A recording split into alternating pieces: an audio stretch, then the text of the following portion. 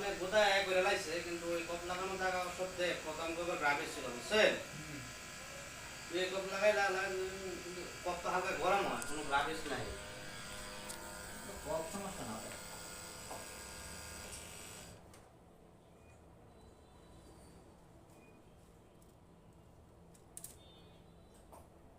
পুরানটা তো গ্রাফিক্স ছিল বুঝেন নাই আর এই যেটা মানে লাগাইছিলাম আমি পকেটে